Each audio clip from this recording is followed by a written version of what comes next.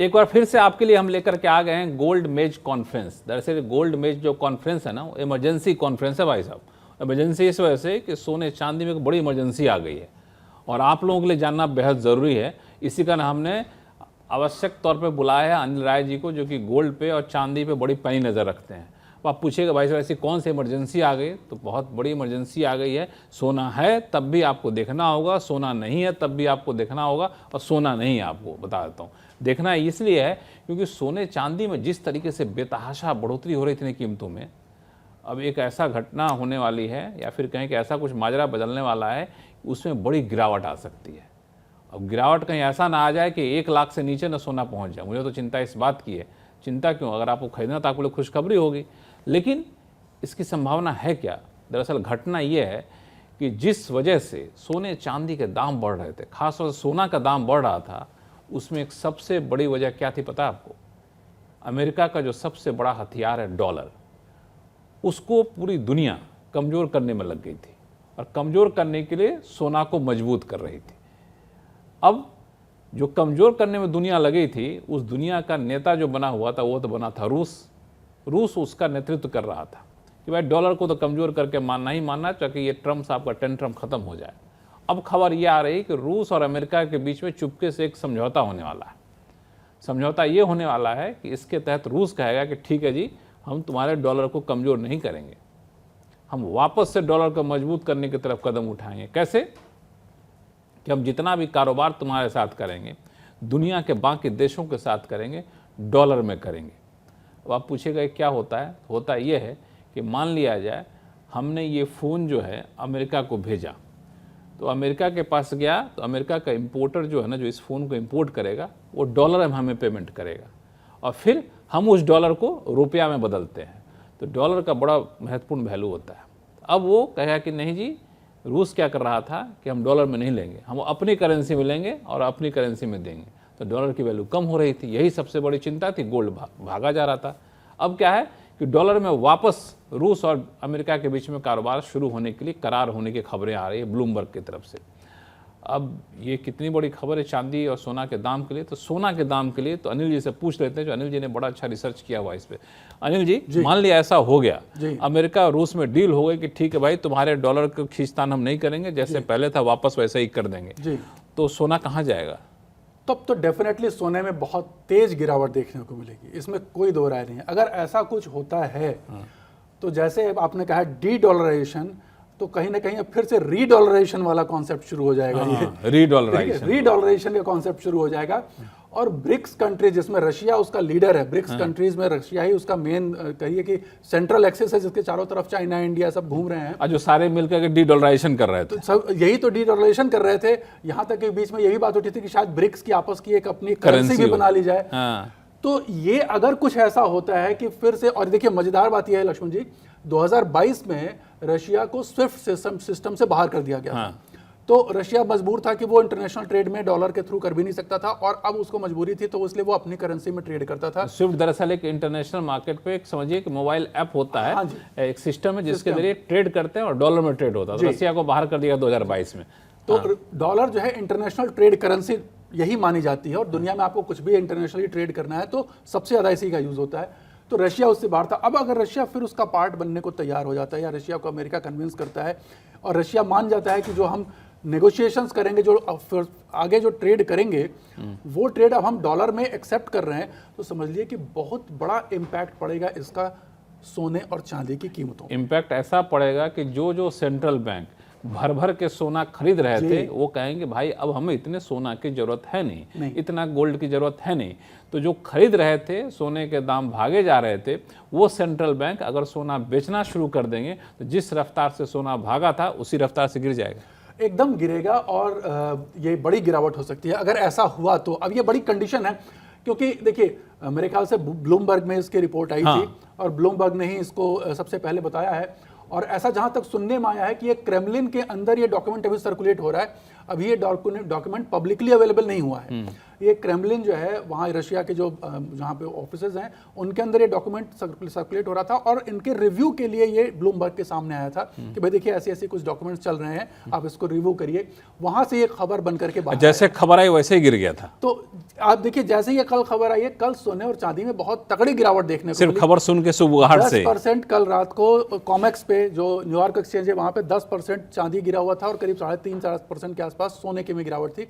हालांकि आज मामला थोड़ा सुधरता हुआ दिखाई दे रहा है, लेकिन ये एक बहुत बड़ा डर है। एकदम ये तलवार समझिए कि एक अचानक से एक नई तलवार लटक गई सोने के ऊपर, जो लग रहा था कि सोने पर कहीं कोई खतरा ही नहीं है, बट सोने का बस एक ही खतरा मान रहे थे कि अगर दुनिया में सब कुछ शांति भाईचारा कायम हो जाता है तो फिर सोने के दाम गिरेंगे। और ये होना थोड़ा मुश्किल लग रहा है, लेकिन फिर भी अब बात निकली है तो पता नहीं कुछ हो सकता है। चूंकि इसके अहमियत को इसी से समझिए कि जैसे खबर आई कि ऐसा कुछ प्रस्ताव है जिस पर विचार हो रहा है, चर्चा हो रही है, उस खबर से 10% गिर गया एकदम। देखिए जो ट्रेडर होता है ना, ट्रेडर बहुत डरपोक होता है। अच्छा। जो ट्रेडर होता है क्योंकि उसका वो अपना नुकसान नहीं होना देना चाहता है, भले मुनाफा कम हो। और भले मुनाफा कम हो। देखिए उसके दो तरह का डर होता है ट्रेडर को।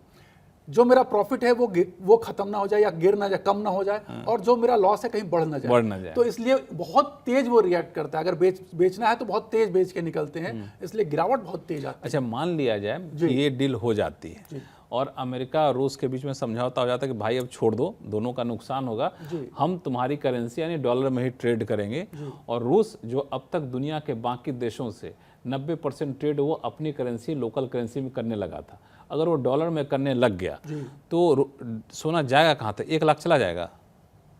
जा सकता है, कहाँ नहीं जा सकता, एकदम जा सकता है। ये अगर ऐसा हो गया तो सोने में यहाँ से 30-40 हज़ार की गिरावट आराम से देखी जा सकती है, तो लगभग वो लाख तो पहुंच ही जाएगा। बैठ जाइए, अभी तुरंत मत बेच दीजिएगा सोना। अभी डील पर चर्चा ही चल रही है, डील होगी तब देखा जाएगा। अभी बेच दीजिएगा, पता चला बढ़ गया तो फिर हम दोनों को ढूंढते रहिएगा, हम दोनों मिलेंगे नहीं। इसलिए हम लोग बता दें कि ये दरअसल चर्चा, उस चर्चा का असर क्या हो सकता है, एक अंदाज इन्होंने दिया है। होगा कि नहीं होगा ये थोड़ा सा दूर की बात है, लेकिन एक तलवार जरूर लटक रही है। एकदम एक नया फैक्टर निकल के आया जो लगभग किसी ने सोचा नहीं था कि अचानक से ये भी हो सकता है कि रशिया जो कि पूरे ब्रिक्स कंट्रीज का नेतृत्व करता है, वो अचानक से यूएस के साथ डॉलर में डील करने को तैयार हो जाए। तो ये डॉलर के लिए बड़ी एक पॉजिटिव खबर होगी, और डॉलर जितना मजबूत होता जाएगा गोल्ड उतना ही कमजोर होगा।